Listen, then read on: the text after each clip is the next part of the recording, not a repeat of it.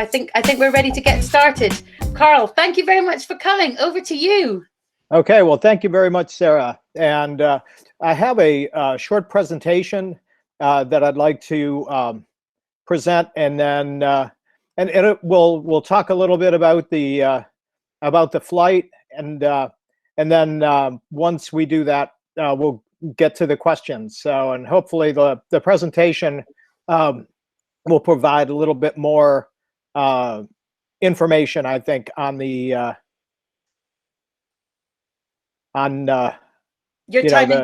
your time in space. Because this week, Carl, we had part one on Tuesday, where we got to watch an interview that you'd given, and we also got to watch the second part on Wednesday. So some of the schools have joined us for that, where we were able to chat a little bit about you. And one of the things I noticed was that you took 4 goes of applying to get into NASA. That's amazing that you always knew you wanted to be, that you wanted to do it, and you kept going.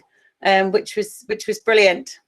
That's one of the, I guess, the most important things that if you take a couple things away. One is that just never give up. If you really have a desire to do something, just continue to apply. I applied 4 times to become an astronaut. The first 2 times I had just completed my training at the Air Force Test Pilot School, and then so I was a new guy, relatively speaking. And then the last 2 times, I actually got a chance to go down to Houston to get an interview, and that was in 1987. And then 1990 was the one where I was selected. So, I kept sending in my application. My mother kept telling me, "Are you sure you want to do this?" And and I persevered, and I was selected, and had a great flight program, 3 space shuttle flights, plus the flight to the International Space Station, and I think a total time in space at 231 days. Wow.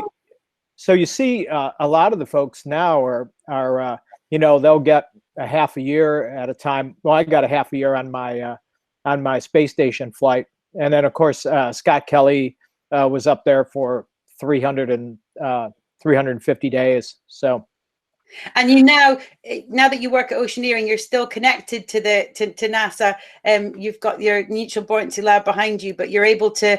Being an astronaut was like your middle job. We learned that you were in the Air Force beforehand, then an astronaut, and now you're working at Oceaneering. So it's amazing. You're able to do so many different things in your career. But we're excited for you to share with us your experiences, having learned a lot about you from your other interviews. Having you live here today, it's very exciting. Well, thank you very much. So I'll just start, a little bit about the International Space Station. That is, our home in space right now. It's about 1 million pounds, roughly, or 500,000 kilograms. It's traveling around the Earth at 17,500 miles an hour at an altitude of about 220 miles above the Earth. So relatively, it seems like it's high up there, but you can see it on a clear night. You can look up, and depending upon when it's flying over, your house, you can see it either in the early mornings or in the early evenings. Yeah. So the International Space Station, again, and you can see it has those 4 wings. Those are the solar panels. Those provide the electricity to power the space station. The space station basically runs on solar energy. When the space station is on the dark side of the Earth, it will run on batteries. So there's a combination of batteries and solar panels to allow the space station to function. And while we're in space, we have at the altitude we're at, we have 16 sunrises and 16 sunsets each day. And we're in operation 24 hours a day, 7 days a week, 365 days a year. So the crews are on board, and they're making sure that the space station is operational. And it's not only the crew, but there's a ground segment. So the people in mission control in Houston, in Huntsville, Alabama, USA, but also in Europe, in Russia, in Japan. So there is a huge cast supporting the operations of the International Space Station. It truly is an international endeavor. So let's see, I've gone to the next slide. Can you see a football pitch there? Yes. Okay, so this just gives you an idea of how big the space station is. Now, when I was living on the space station, it was quite a while ago, about 19 years ago, and it was much smaller. But now it's at its full size. You could see those solar arrays, and this is a U.S. football size, but you could basically put the space station right on top of that. And it took a number of flights to bring all that equipment from the Earth, launches from the United States, from Japan, from Russia, all coming together in to build this space station. And nothing has been built that's this big in space. So the next picture, I think you can see a little spacewalking person there. And this is astronauts were part of the team that built the International Space Station. And we would train in that neutral buoyancy lab. And you could see an astronaut there with some of the divers. And it was, I always enjoyed this part of the training because it was a very physical challenge. When you get in the suit, you are in this pressurized ball, basically, and it takes force to move your arms, to close your hands, to open your hands, and so there's always a challenge there. When you're in the spacesuit in the water, they actually have to add weights so that you neither float nor or sink, so that you are neutrally buoyant, and that way you can simulate what it's like to be floating in microgravity. And that the picture on the left-hand side is from an earlier EVA that I did on the Space Shuttle back in 1993. So I know there's a lot of information or a lot of questions about the Space Shuttle launch.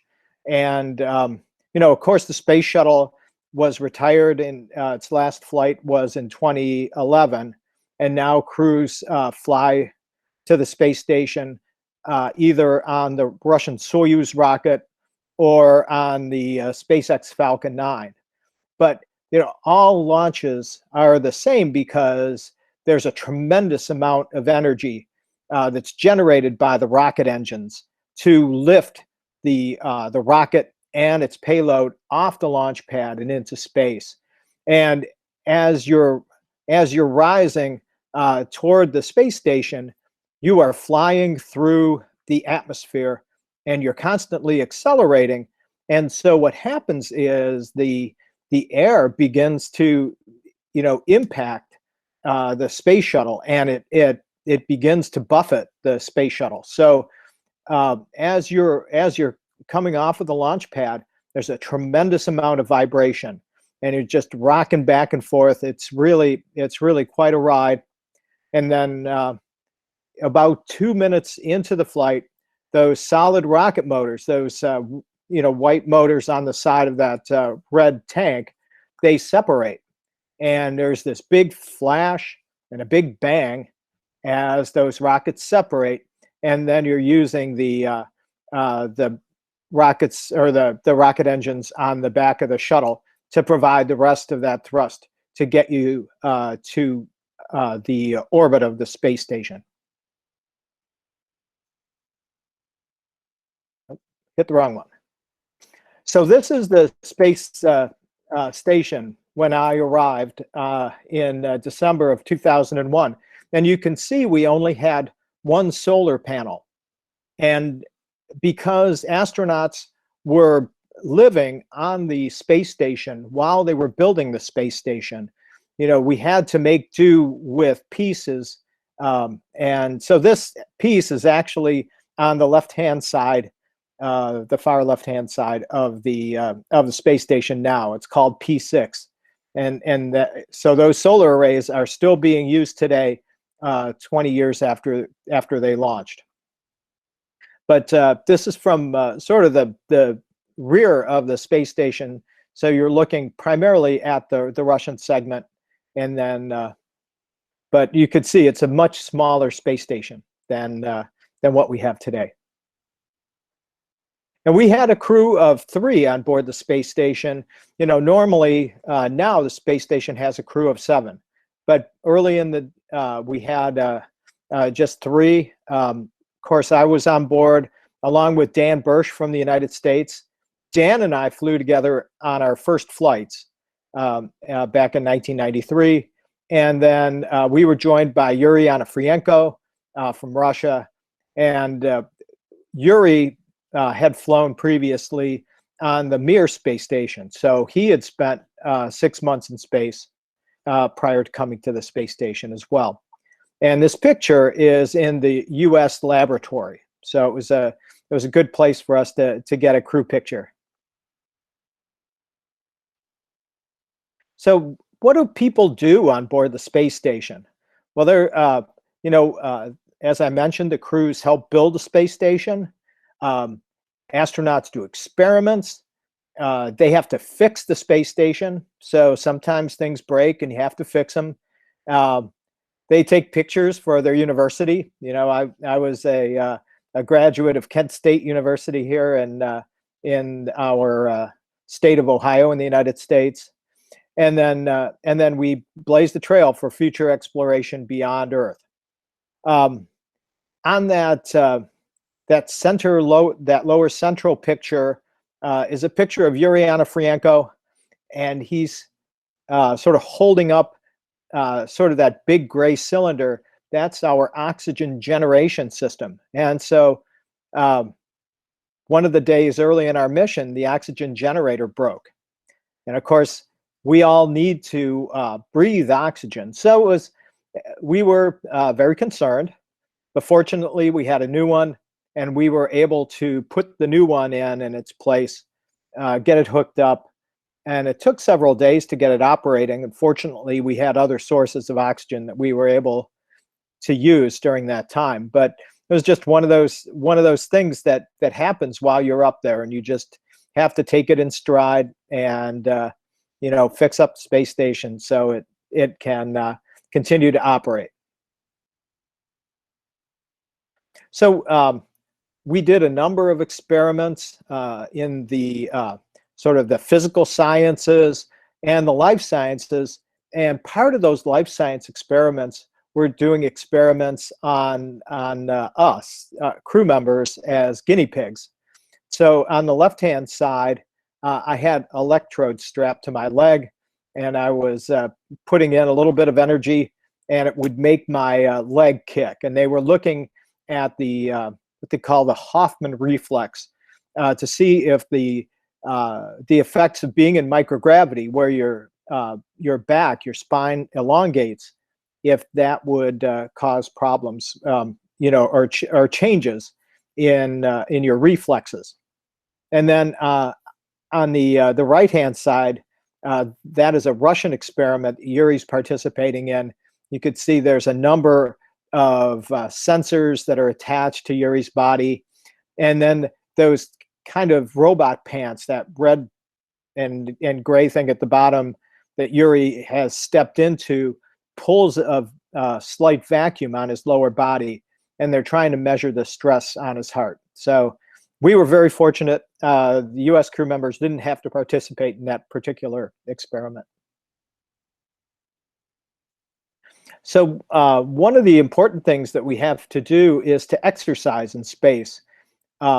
Normally on the Earth, as we go about our daily lives, we walk and we, pick things up. So we're getting exercise even if we're not going to the gymnasium.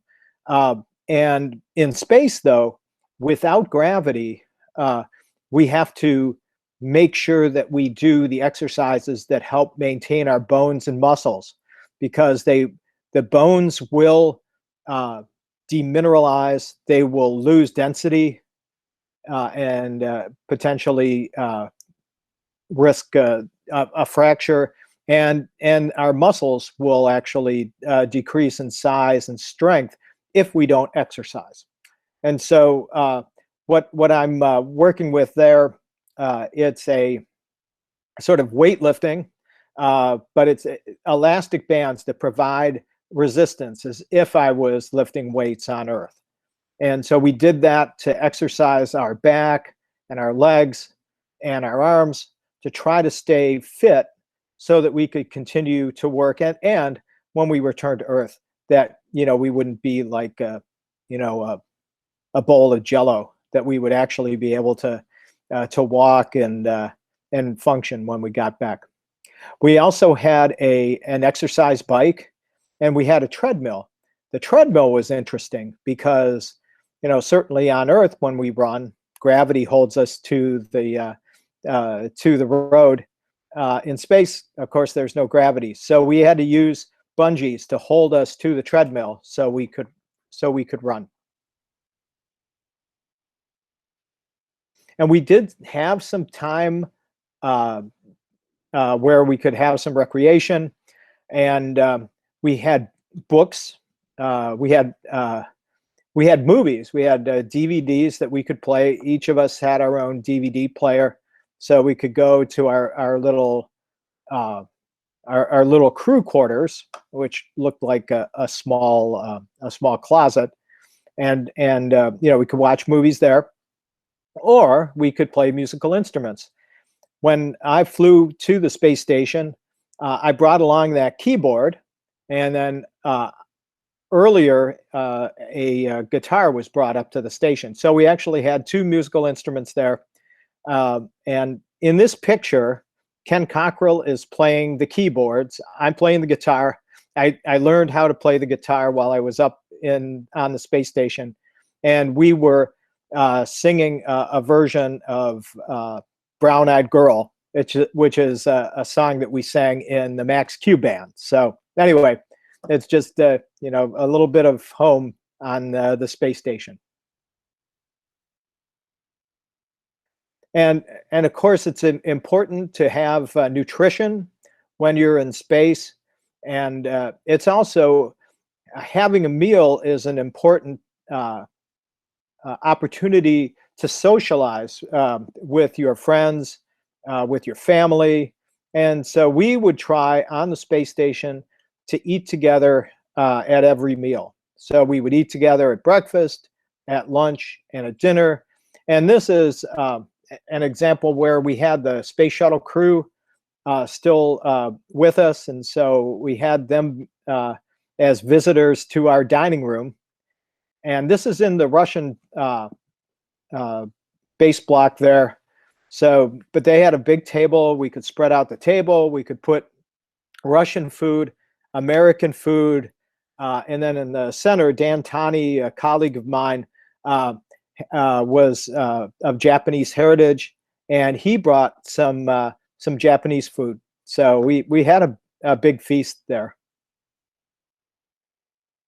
So I wanted to switch gears and talk a little bit about what's new with NASA, because a lot of times we talk about what NASA's done in the past, but NASA is planning to return astronauts to the moon.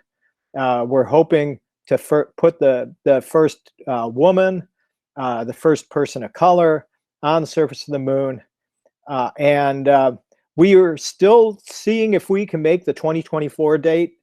It's a challenge, and if we can't make that, we'll make it shortly after. And there's a lot of work being done. I'll talk a little bit about that. So to get us to the moon from the Earth, we've developed the Orion spacecraft, and there's a European service module that has the solar panels there. So it's a combination of Airbus and Thales Alenia, our building, that that service module that has the power, the batteries, the propulsion system to provide the rockets and the maneuvering for the U.S. provided crew capsule there. And that's getting ready for its first launch later this year. Oceaneering, the company I work for now and that Jim McNabb works for, developed those uprighting bags. The Orion capsule, when it lands, comes back under a parachute and it splashes down in the Pacific Ocean. The capsule can land upright, as shown here, or it can land upside down. So those bags are there to make sure that if the capsule lands upside down, the bags will make it turn right side up and then stay up even if there's some pretty high seas. And NASA is also developing a really big rocket. It's called the Space Launch System. And parts of that Space Launch System are parts from the Space Shuttle program. So the solid rocket motors are very similar to what were used on the Space Shuttle. And in fact, the Space Shuttle main engines on the back end of the Space Shuttle are being used to power the core stage of the SLS, the Space Launch System rocket. So a lot of that technology from the Space Shuttle continues to live in this in the new rocket that NASA is developing. NASA did a test of that rocket recently, did an 8.5-minute run in a test stand, and the rocket has transported down to Kennedy Space Center, is getting ready again for a launch a little bit later this year. So NASA's working on lunar landers. NASA had 3 teams working on lunar landers. I was working on the lander that you see in the picture.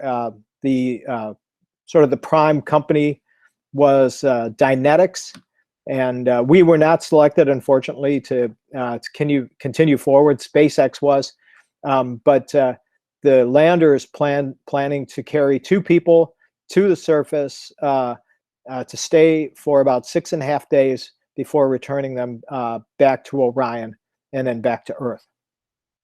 So very exciting stuff planned, again, in the 2024-2025 timeframe. NASA is also working on a new spacesuit. Oceaneering on the right developed the spacesuit that you could see there.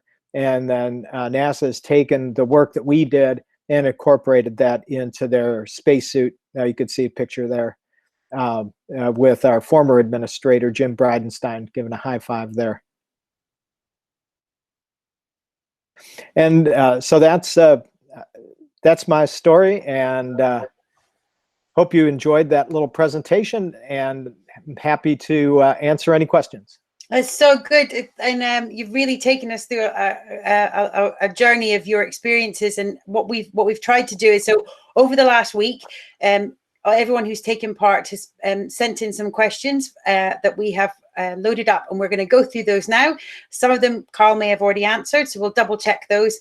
But anything that we haven't been able to answer today, all of this is going to be collected into a big fact sheet, and we'll send that out to all of the schools and link it to the videos that we've done this week and to Carl's presentation, because as you can imagine, we could sit here for hours and hours and hours and still not even touch all the questions that you guys have about space, and as each question leads on to the next one. But today is just the beginning of our journey as we learn more and more about it. But my first question to you, Carl, is from Kuta Cullen P12, and their question is, what is it like to be an astronaut?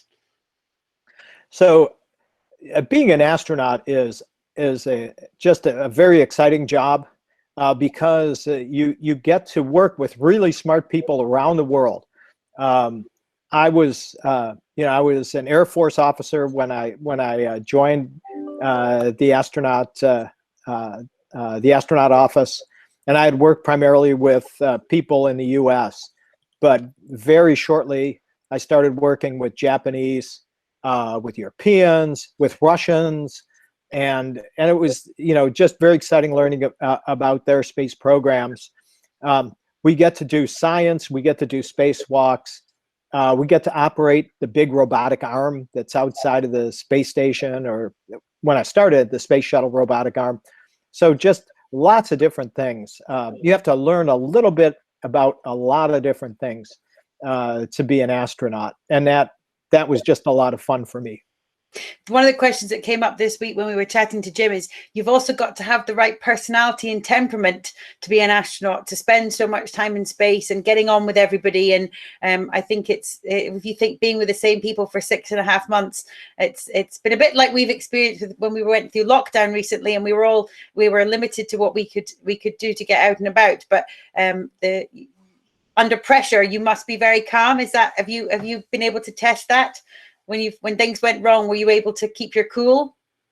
So that's a great point, because when you're in a spacecraft, you really just can't go outside, without a lot of preparation. And so you're really confined to that space shuttle or that space station, and you don't get a chance to see a lot of different people while you're up there. So you have to you have to be kind.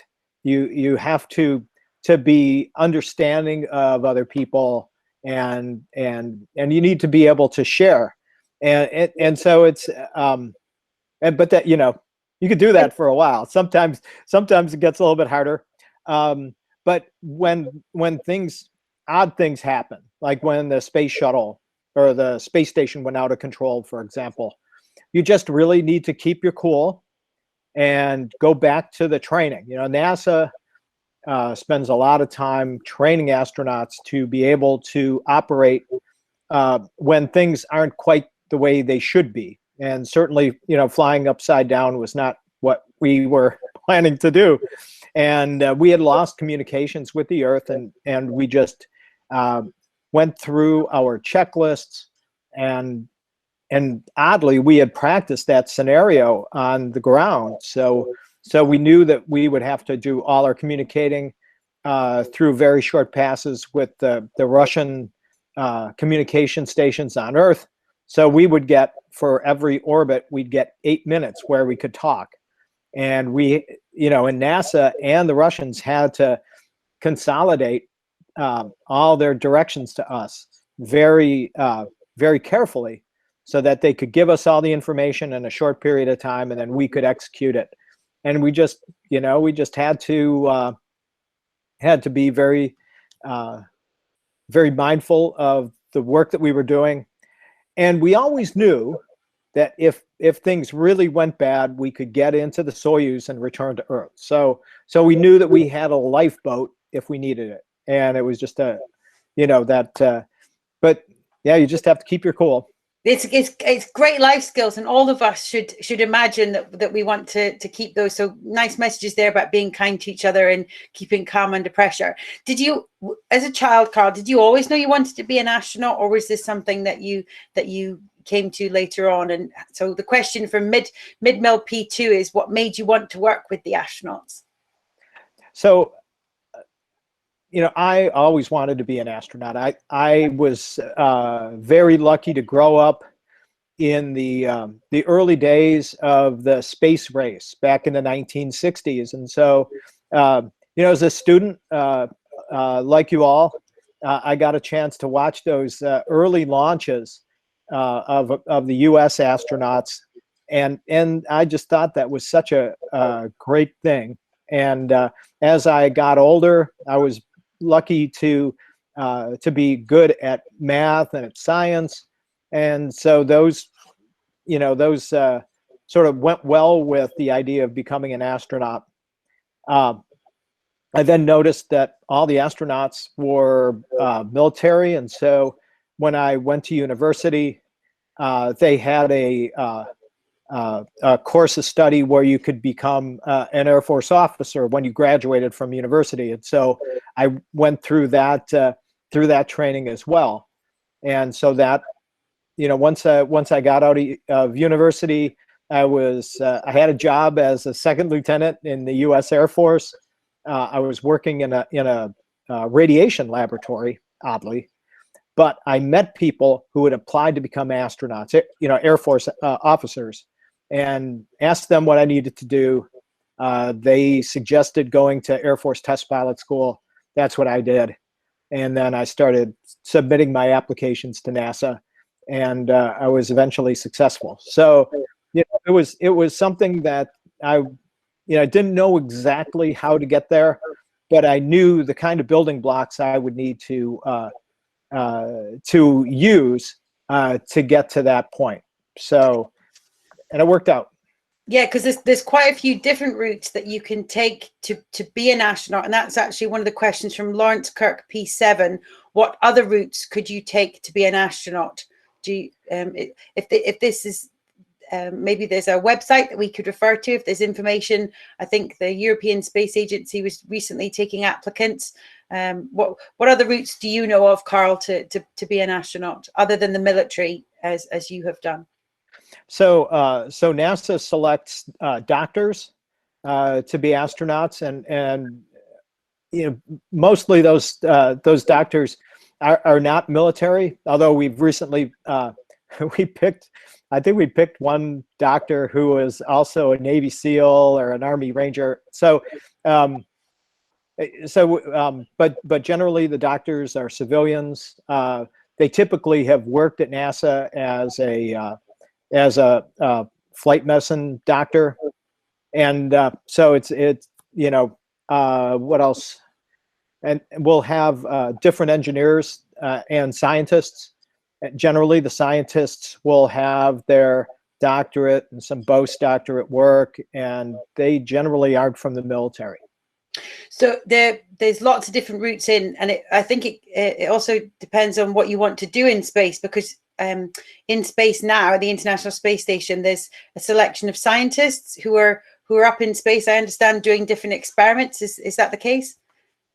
There are a number of different experiments, and generally, though, all the astronauts are trained to do spacewalks that are up there, but they're also trained to do things, like experiments with mice and rodents. So you end up getting to do all these different things, but you'll have people that are specialists up there as well, who know how to sequence DNA and things like that. So wow. The question that Fraser South Park P6 had asked is, why do the scientists care about space? Well, space offers an opportunity to study life and physical processes outside of the gravity field. So we take gravity for granted. It's all around us, but there are places where the gravity is more, the gravity is less, or there is no gravity. And so, do these things, does life, for example, grow, say on Mars, that has a lower gravitational field and a different atmosphere. And so we hope to learn about the true nature of these physical processes, outside of what we normally study on the Earth. Because one of the questions that we've just had come in, just while you mentioned zero gravity and how it's interesting to do different experiments in that zero gravity. But the question is, was it fun to be in zero gravity for you? You were up for 6.5 months at one time. Did the novelty wear off, or was it still good fun at the end of it? The novelty did not wear off. It was fun. It was like being Peter Pan for 6.5 months, and you were just floating from one end of the space station to the other. And at the time I was there, it was still a pretty darn long spacecraft. So you just float from one end all the way through to the other. We became very able to control our bodies as we were moving. So it's like swimming, but you don't get wet. You don't have to hold your breath. And I remember thinking about 4 months into the flight, that I might never be able to figure out how to walk again, because I was getting so used to floating. And of course I did fortunately remember how to walk when I landed back on Earth. But yeah, it's just fabulous. We saw that in the interview that it took you 3.5 months for your muscles, is that right, to recover, and then 3.5 years for your bones. The scientists back on Earth were constantly monitoring you to see how long it took for your body to get back to its pre-flight state, having lived so long in space. So it was interesting seeing you do all of those exercises in space with the running machine. And remember, this, thanks to things like YouTube now and all these different resources, we're able to watch lots and lots of different videos of what it's like to live in space. So remember, you can search, there's lots of different videos about living on the International Space Station, and I watched someone on a running machine as part of my research for meeting you today, what it was like. So it's similar, but it's different. So it's nice to think that we can, if you guys want to learn more, there's lots that you can continue to research. We had a question, just thinking about your flight out there now, and we were able to see pictures there with the rockets, but how big was your I guess the Kuta Cullen have called it your spaceship. Thank you, P12. And their question was, how big was that space in your travel out into the International Space Station?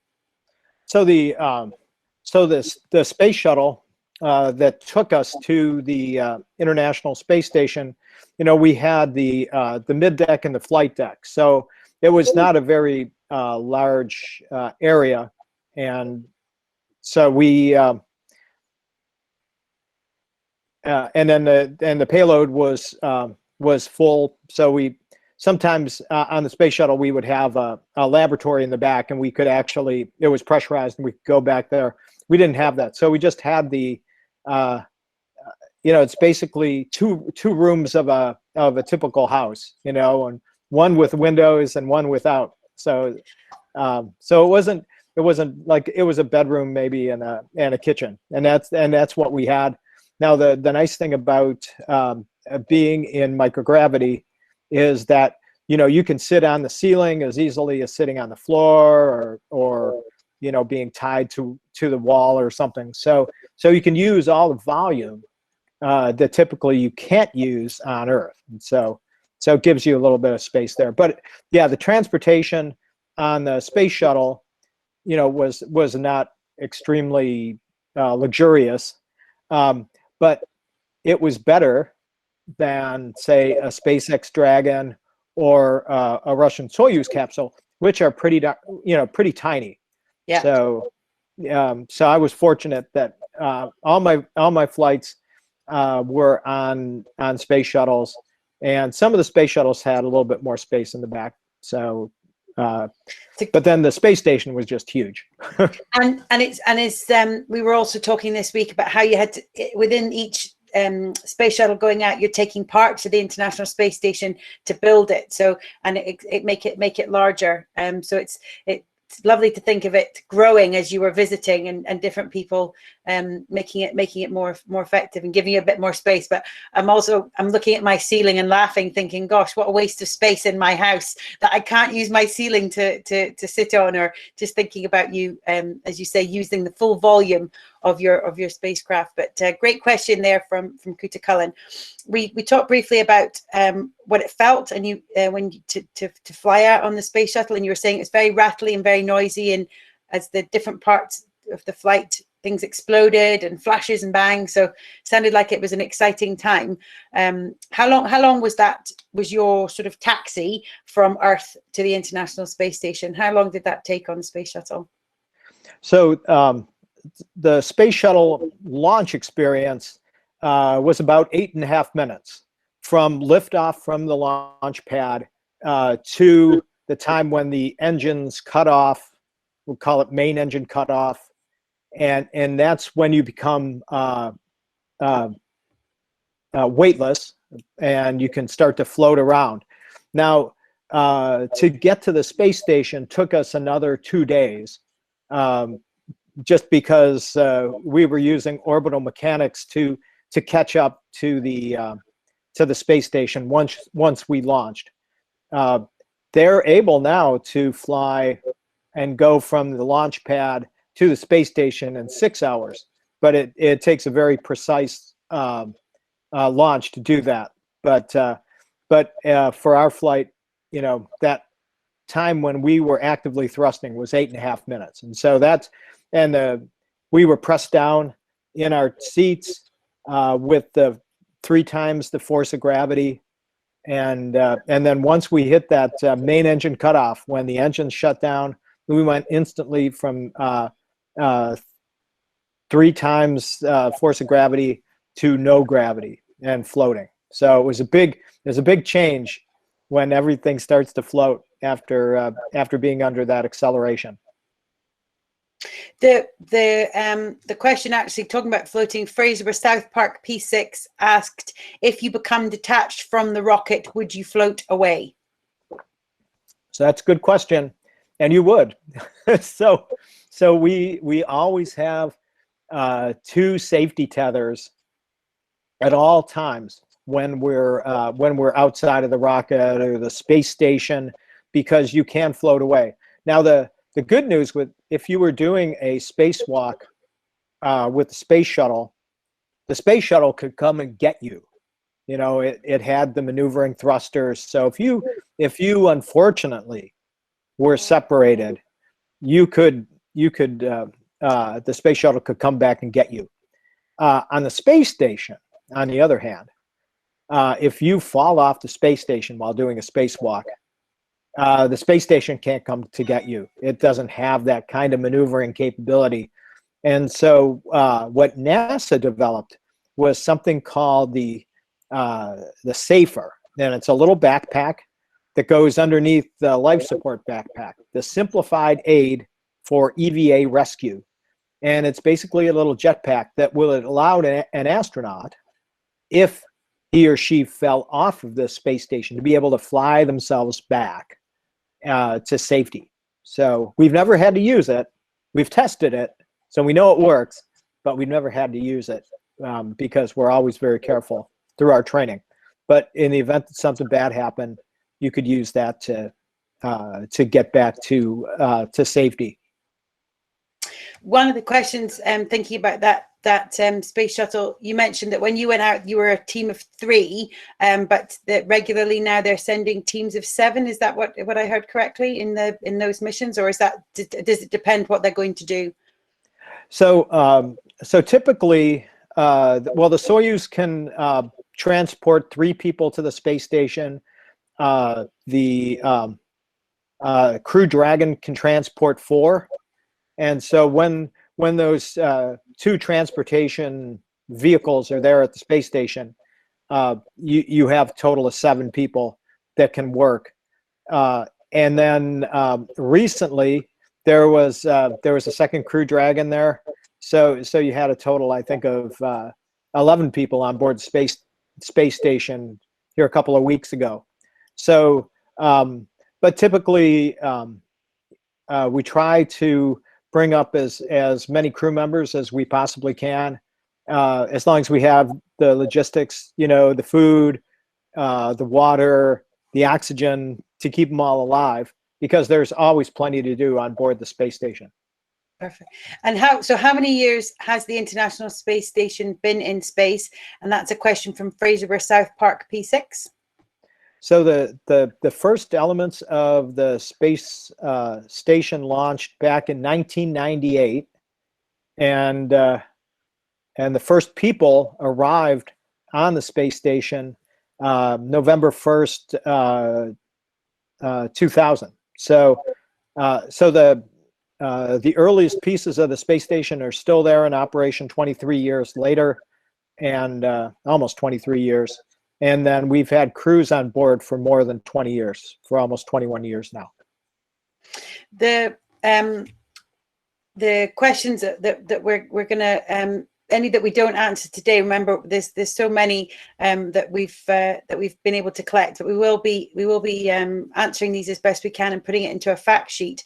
But just thinking about your shuttle out Ocnagat P4, we're asking what you can see when you're strapped in for takeoff, because we were talking this week that you sit for quite a while sort of in the shuttle waiting for takeoff, and there was a question what you did to entertain yourself for those few hours, and we were also thinking, what could you see? Can you see out? Are you when you're lying on your back? Can you just? What did it feel like? Your maybe your first space shuttle mission. If you can take us back to those days as you were strapped in, ready to go. What did it feel like? So I can, yes. So it's an interesting question, because my first space shuttle mission, it took us 4 tries to get off the launch pad, because each time we strapped in, and as the countdown went down at T minus 20 minutes, T minus 3 seconds, or T minus 19 seconds, T minus 3 seconds, we had a problem, and we had to scrub the mission. And when we had the problem at 3 seconds, the rockets had already started, and then they shut down on the launch pad. So, and that was the big surprise, is the vibration on the launch pad that you get prior to actually launching. It was incredible. And then, when you hear the alarms start to go off and the engine shut down, there's smoke all around you, because on the flight deck you can't see out, and you're waiting to hear, do I have to do an emergency egress? Is the rocket going to explode? Those kinds of things. So fortunately, the rocket, we weren't on fire. We didn't have to do an egress. But once those shuttle rocket motors fired, it took a month to get the rocket engines changed out for our next launch try, which was successful. So we started in July of 1993, and we finally launched in September of 1993. So that tells you, I mean, we owned 2 months of the summer down at Kennedy Space Center.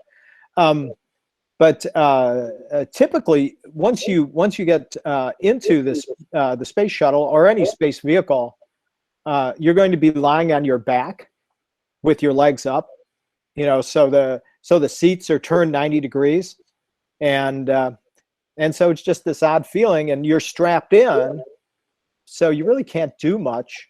So we typically will do the communication checks that we have to do, and then we just kind of doze off, occasionally move switches, depending upon what we're asked to do. But it's you just kind of chill, because that things are going to get really busy really fast once the rocket ignites.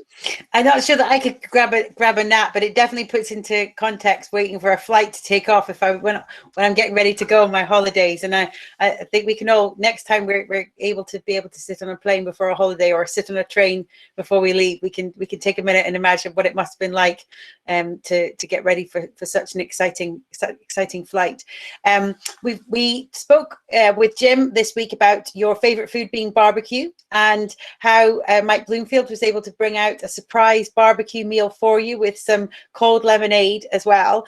And so that discussion of not only did it make me hungry and want barbecue for lunch, Kuta Cullen P12 have asked how and what do you eat, as well as Oknagat asking what was your favorite space food, and that's Oknagat P34. Oh, okay. Well, so we had on board the space station a combination of American space food and Russian space food, and so we could trade back and forth, but it was a combination of foods that you can add water to rehydrate, and that's generally the space shuttle food was kind of like that, with rehydratable food, and then we also had food that was in its natural form. So, for example, imagine some barbecue beef. It would be in a packet, and you'd warm up the packet, and then you'd use scissors, and you'd cut the packet open, and then you'd eat it, with a fork. So, so that was the way the food came up. We would get cookies that would come up packaged, and they packaged them carefully because they didn't want the cookies to turn into crumbs. So somebody sent up some Oreo cookies, and they weren't packed very well, and they just shook all the way up on the space shuttle. So it was just like crumbs. So we had to eat them. We had to eat them with a vacuum cleaner so we could clean up the crumbs, because we did not want to waste the Oreos. No, of course, the things that you would savor in space, and that Ferry Hill P4K. Hopefully that answer covers your question about what people eat in space, as well as we go through our questions. We've had a question from Tim, the physics teacher that TechFest has had the pleasure of working with for our recent talk about humans exploring Mars. So another thank you to Tim for joining us. His question is, what fresh food did you most savor when you returned to Earth? And what would you make sure you'd had just before you went into space, in terms of what food did you eat before, and what food did you get most excited about when you got back? Yeah, so when I would launch, I would have a sort of a standard breakfast, and it would be pancakes, eggs, bacon, just sort of and that I would eat that if we were launching in the morning, or if we were launching at night. I'd still have the same thing, so that was kind of that breakfast food. And then coming back, it varied. It was always great to get some fresh citrus, like an orange, for example. Those were just wonderful, or a fresh apple. We would get some fruits and vegetables up on the station with the Progress or with the shuttle, but we, they had to be careful what they sent up, so that it would last the time it took to pack it, to launch it, and for us to open it and enjoy it. So I remember the Russians like to launch onions, and so we had an onion, and it got lost in the Soyuz, and we went back in the Soyuz and found it, and it had already sprouted, a little green onion on top. So it had been up there so long, and it just started to grow a new little onion plant. So you don't want to. It's like losing things down the back of the car, isn't it? God knows what it looks like when you find it again. But right. There you are, making more onions. I'm just conscious of time, so if anyone is taking part in the Meet the Scientists talk at 2:30, just so that you know that we understand if you have to drop out. For those of us who are not joining that, we can carry on, and we'll continue with our questions. Remember, everything we've done today is being recorded and will be published on the TechFest Aberdeen YouTube channel. Carl, can we ask you a little bit about sleeping? There's been a few questions. Fraserburgh South Park P6 asked, how do you sleep? And so did Ferry Hill P4K when they asked, where do you sleep? So those are great questions. Now on the space shuttle, we had sleeping bags, and we would just take the sleeping bags, we'd stow them on the wall of the space shuttle, and then at sleeping time, which could be at night, it could be in the day, we would take those sleeping bags and we would deploy them, some to the flight deck, some to the mid deck. We'd tie them down on the ceiling, on the floor, on the walls, and then you would just crawl in. And typically, we would put on some of those sort of things that you wear around your eyes to make sure it stays dark, and then you just kind of fall asleep, and your arms would tend to float while you were sleeping. So that was just one of the things. But for the shuttle, it was kind of like camping, where you take these sleeping bags, you tie them down someplace, and then in the morning, you'd wake up and you'd put the sleeping bags back. We had little tags, so we knew whose sleeping bag was what, so you weren't sleeping in your buddy's sleeping bag. On the space station, everyone had their own place where they had their sleeping bag, their clothes, a laptop where they could use to communicate with their family and friends, read the newspaper, whatever. And so we had private little staterooms, if you will. I mean, but again, they looked like little closets, and that's where we stayed. And typically, the sleeping bags would be vertical, and we just kind of, be attached to the wall sleeping. So, but really vertical, really doesn't mean a whole lot in that microgravity. It could be on the ceiling, it could be on the floor. So. Yes, one of the questions was whether or not you can turn gravity on and off. I'm just going to try and see if I can find that question, because it's an interesting one to think that going into space, can you just turn on gravity? Is the space shuttle equipped to do that? That was a question. Is there a button in the spaceship to turn gravity on and off? And that was from Fraser South Park P6. Well, it's an interesting question. So and this goes to science and physics. Even though we're apparently weightless, and there's still gravity holds us in orbit. So the force of gravity is still there. It's just that the space shuttle or the space station are flying so fast that they are apparently falling around the Earth. And so we're actually in free fall around the Earth. So that's what generates that microgravity. The gravity is still there. Unfortunately, we can't turn on gravity so that we're, have an orientation like, feet on the floor or whatever. Now, if we fire our rocket engines, we can induce an additional acceleration that, while it's not gravity, it does tend to move things as if gravity existed. So, and this was kind of a fun thing. We were changing the orbit of the space station, and the space station had rocket engines on the back of the Russian segment. So they fired those engines. So we were in the space station, and we had a ball, and we let go of the ball, and we had fixed ourselves on the inside of the space station, and we could see the ball moving. So it wasn't so much. So the ball wasn't actually moving, but we were moving relative to the ball. But it was, you could see that acceleration and that apparent, bit of gravity as the ball was moving toward the back of the station. So, how much does it cost to send astronauts into space, Carl? Do you know? Is that do you have a rough ballpark figure? That was a question that we had from Fraser South Park P5. Thinking, how much does it cost to get an astronaut to the International Space Station?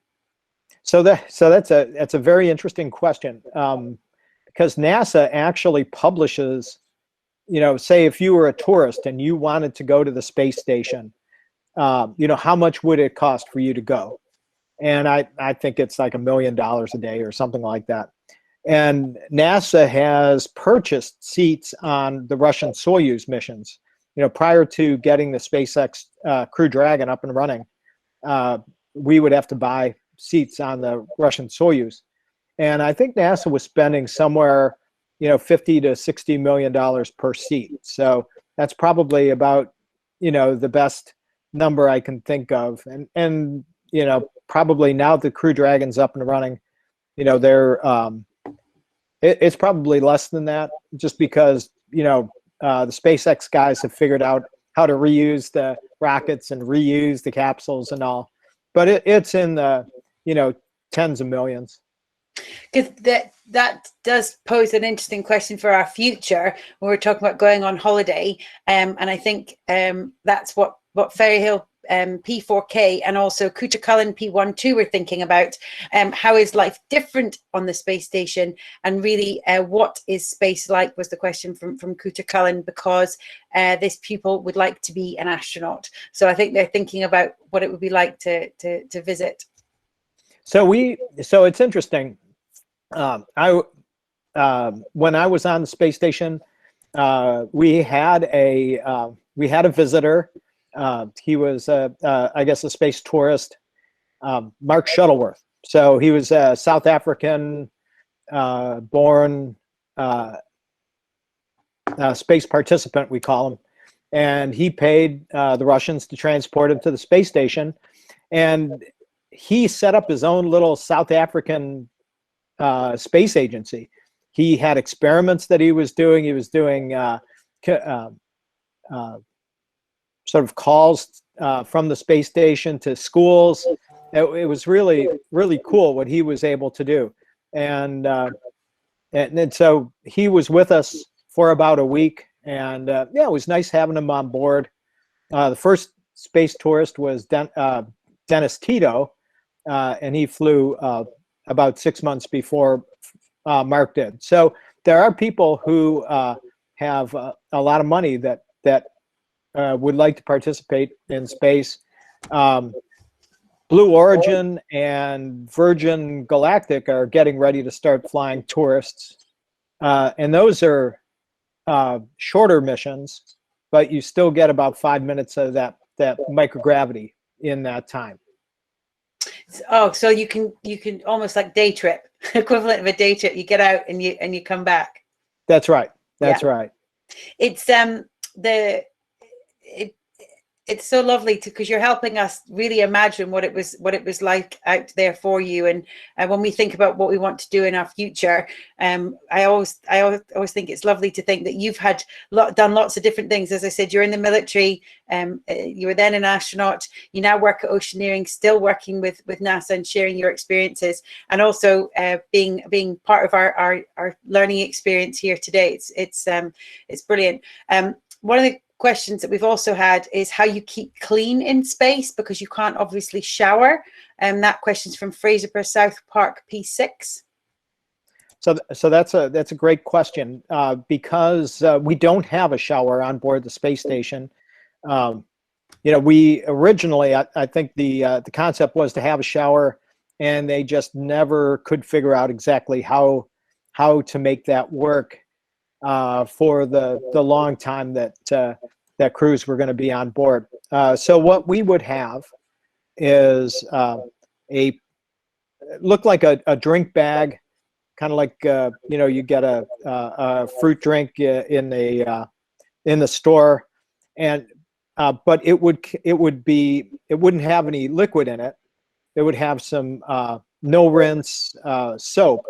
You put some water in, sort of shake it up, and then you just put it on a towel, and you could wipe yourself clean that way, especially after exercising, because you do sweat quite a bit while you're up there, and so you want to make sure that you wash all that salty sweat water off.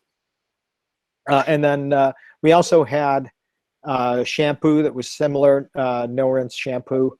So you put it in your hair, sort of, and then towel dry it. The humidity on board station was pretty dry, so things dried pretty fast. Your towels, we'd hang them up and they would dry. And we had systems that would take that humidity and then turn that into drinking water that we would drink. So on the station now, there's also systems that take urine, turn that into drinking water too. So we're trying to recycle as much water as possible on board the space station, and in that way prepare ourselves for longer trips to Mars, where recycling is a must. But talking of Mars, there's a question from Alfie: how far from a manned mission to Mars we are actually? How far long will it be before we perhaps have a manned mission to Mars? Is Alfie's question. Well, that's a good question, and I think it's going to be, probably 20 years before we're ready for a mission to Mars. NASA and many other countries are thinking, how could you do a Mars mission with the technology that we have right now, and the limitations? Because if you take the rockets that we have right now, it would take 6 months to get to Mars, 6 to 8 months, and then you would have the chance to spend either a month at Mars and then another 6 to 8 months to get back, or you might have to spend a year on Mars and then another 6 or 8 months. So your trip could be anywhere from a year and a half to 3 years to go to Mars because of the limitations of our propulsion.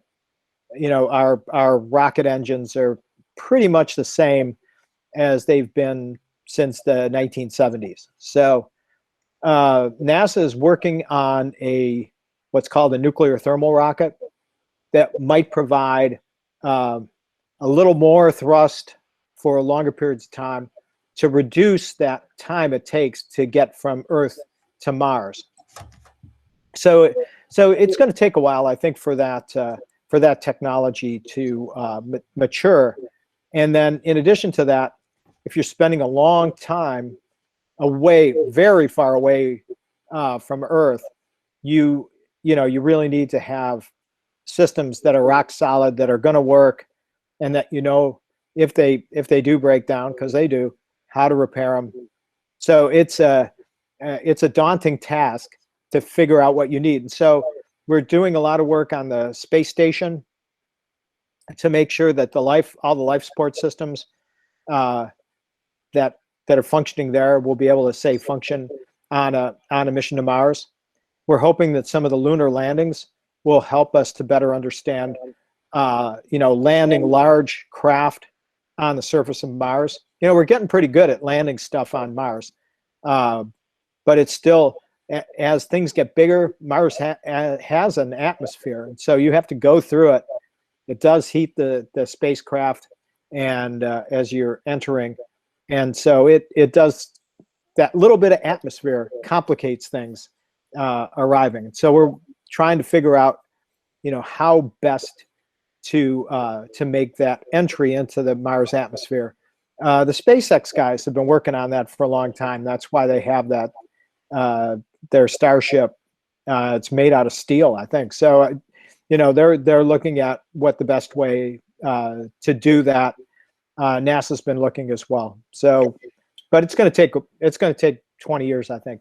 I love the idea that you guys who are part of this today, you could be part of the problem-solving team that one day go on to come up with ideas for how we can explore more of these amazing planets and different things. And before I forget, Hill of Banbury School in your P2 class asked if there were any plans to visit the moon again, and I think you've covered that in your presentation, that we're talking about Artemis, so we'll be able to you could refer back to Carl's presentation just while I'm thinking of visiting other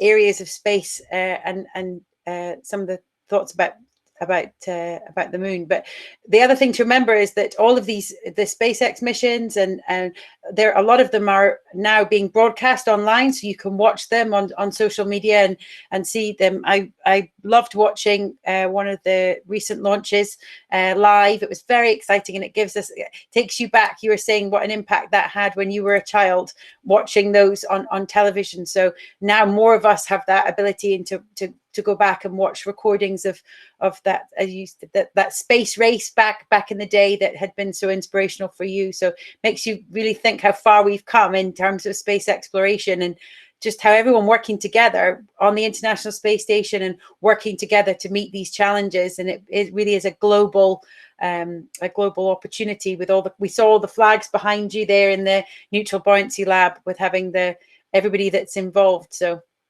it's great to think we're all working together like we have done recently as we've worked together to solve the challenges that we've got with our planet that's going on now.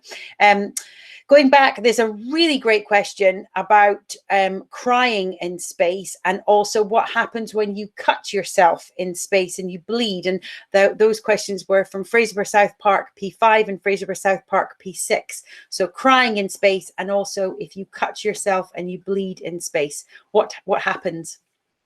So that's a good question. So I never had the experience of crying in space. So mostly people are pretty happy, so they don't tend to cry. But if there were tears, they would just stay right on your face. They'd adhere to your face. And they wouldn't move.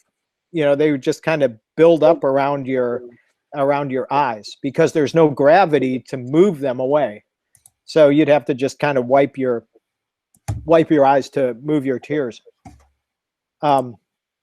If you cut yourself, that blood would just stay near the cut, and as the blood came out, it would start to make this little sphere of blood, until you stopped it. So if you start to bleed, you're really in space. You really want to try to put something on that, because as the blood comes out, eventually it'll just float around everywhere and it'll make a mess. So you really want to try to control that. Water, for example, if there's a water bubble and you touch it, and it breaks into different pieces, that water's going everywhere. So you definitely don't want to have blood doing that. So, and we do take blood draws. So some, astronauts, in the course of medical experiments, will, potentially have the possibility of bleeding. So you have to, have your tools available to control that bleeding. Thinking about this, is it hot or cold, or what's that sort of ambient temperature like when you're inside the International Space Station on a regular basis? So we're the temperature is probably about 22, 23 C, 70 degrees Fahrenheit. So it's fairly comfortable. It can go up as high as 80, depending upon the temperature or the amount of sunlight that's shining on the station, and the thermal system, how that's performing. But generally, they try to keep it, right around 22, 23 C. So it's fairly comfortable. I wore short sleeves and shorts pretty much the whole time. So, but occasionally it would be colder, and there'd be something going on with the thermal system that drove the temperature down. Generally, we don't manage that so we don't have a thermostat that we can adjust on board the station. It's all done by the flight controllers on the ground, because they're balancing temperature, humidity, the amount of water being taken out of the atmosphere. So all those things are being managed by the flight controllers. So we're just, they just try to keep it in a certain range. And if we feel cold, we'll put on a sweater. If we're warm, we'll put on shorts and short sleeves. So. We've also had a question from Fraserburgh South Park, School P6. Can children travel into space?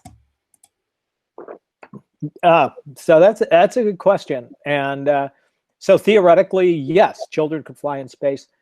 We have not had a young person fly in space yet. But there's no reason why you couldn't for a short period of time. But especially for young people who are still growing, it's not well understood what that microgravity environment can do to young people that are still growing.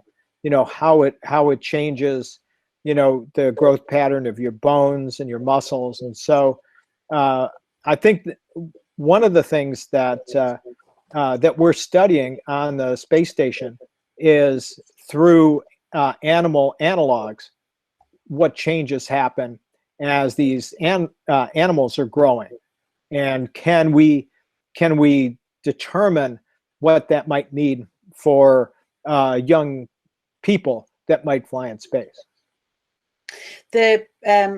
It's lovely to think all these experiments are going on at the moment up in space, and as you said, it's a 365 days a year, 24. Everybody's always working up in space.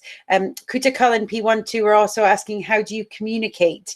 I guess that question is not only inside the International Space Station or the Space Shuttle, but also back to Earth. How do you communicate? So that's a great question. And so we have a number of different radio systems that provide us the ability to talk directly to the ground from the space station. We have some on the Russian segment that can go straight down to Earth. We also have ham radios, so we could talk directly to Earth stations from the space station. But usually our communications go from the space station through a satellite link. We have these satellites called the tracking and data relay satellites. And so our communications go from space station to that relay satellite and then back down to Earth, and then using Earth landlines or even maybe another satellite in there back to mission control. We also have the ability to use an internet phone on the station, so we can actually call people, and that call takes that same, from the space station to the tracking data satellite to the ground station to the, up and down. So what you get is a delay in your communications. So if you're going straight from station to ground, not a lot of delay. If you're going with the relay satellites, you can get a 1 to 2 second delay, which is really weird when you say hello and you don't hear anything. I used to call people from the space station, and sometimes they'd hang up because, they'd hear the ring, they'd pick up, they'd say hello. I would say hello, but it would come, 2, 3 seconds later, and they'd get impatient and they'd hang up. So I'm missing a call from space. God, it'd be that'd be a bit annoying, wouldn't it? There's a fun question from Fraser South Park P6. Can you surf in space? Surf the internet? Or I don't know, actually. They just said surf in space. I thought sea surfing, but let's go with surfing the internet, because that's maybe what they were meaning as well. But you can Fraserburgh is near the water, so maybe they're talking about surfing as well. Surfing in space. So it's funny. There was a space shuttle crew back before the Challenger accident, and they would wear these Hawaiian shirts, and I think they actually had one astronaut who simulated a surfboard, and then they took a picture with another astronaut riding him, like as a surfer. But you don't need a board. You just need your body. So I guess you could body surf because you're floating in space. So, but there's the waves don't break. You don't get water up your nose or anything like that. But riding a big wave, they're all big waves, aren't they? Yeah. And then when I was on the space station, we really didn't have the ability to surf the internet. I think the crews do now, so they can actually get on and go and read news on a website or something like that. And of course, they're very careful, with cybersecurity and all, to make sure that there's no way that bad malicious code could get on board the station. That's something that everybody worries about.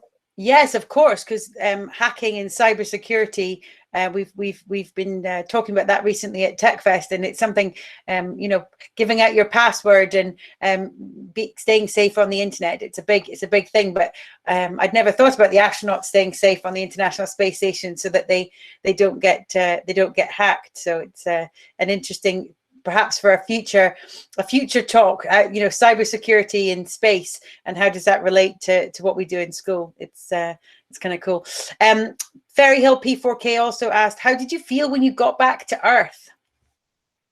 So that's a great question. So on the shuttle flights, they were 10 to 14 days, and once we landed, after a short period of adapting to being back in Earth gravity, we were able to climb out of the space shuttle, climb down the ladder, crawl through the hatch, and we could walk around the the space shuttle.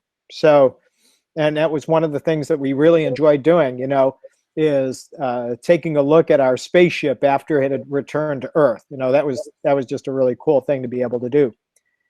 For the space station, you know, even though I returned on a space shuttle mission after being in space for 6.5 months, your body has so many changes. It takes a much longer time to readapt to Earth gravity. And so when we returned, we were recumbent, lying down on the middeck when we landed. And then we were very careful as we slowly got into a sitting position. And at first, I remember trying to go to a sitting position, and the Earth started, you know, everything started swirling around. So got back down, laid back down for a while. Slowly got to sitting up, was able to stand, and we had landed at Edwards Air Force Base. Kennedy just had terrible weather the whole time we were trying to land. So we landed in California, and I remember crawling out the hatch there, and they had an open platform, and it was, you know, the desert air was, you know, it was so nice to have this desert breeze blowing and see, you know, just the that Mojave Desert view, you know, as I took my first Earth steps after 6.5 months. And it was really cool. I spent, you know, 4.5 years at Edwards Air Force Base. So it was nice to be back. But as I was walking, it was kind of like this Frankenstein walk, because I was really trying to keep my head straight. And I had an inflated anti-G suit, you know, to try to keep the blood from pooling in my lower legs. And so, yeah, I'm stiff-legged, walking like Frankenstein, but I did walk, and then got to the medical the medical trailer, and then they started doing their the post-flight experiments on us, and we had about 4 hours of those. Yeah, the different kind of Frankenstein testing in that post-flight thing. Carl, you've been absolutely brilliant. I'm conscious of time, but also your daughter shared a brilliant video. You're very talented. You've not just been into space, but you're also a musician. So we're going to finish today with showing you guys a video that has been made of Carl and his friends at NASA. And we'll close with that. But before, a massive thank you, Carl. Thank you so much for your time sharing us with today. Oh, you're quite welcome, and it's been a pleasure talking with you all today. And just have a great day. Stay safe, and just, you know, aim high. We're the Max Q Band. We were nominated to be the sexiest astronaut band by People magazine. We have the drummer to thank for that, I think. That's right. That's right. He swung the votes.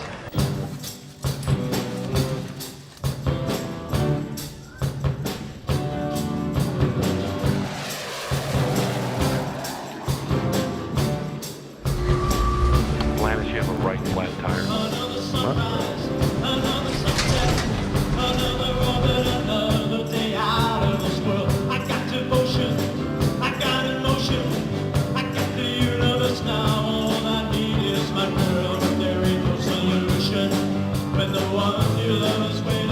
First time you realize it's a real spaceship. On re-entry day, you have your choice of diaper, Up close and personal. barf bag. That is just hideous.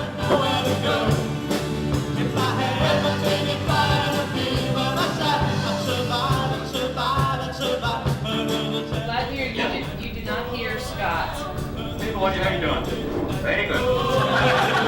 It's fixed. Oh, hey. Oh, it's lunchtime. Oh, I'm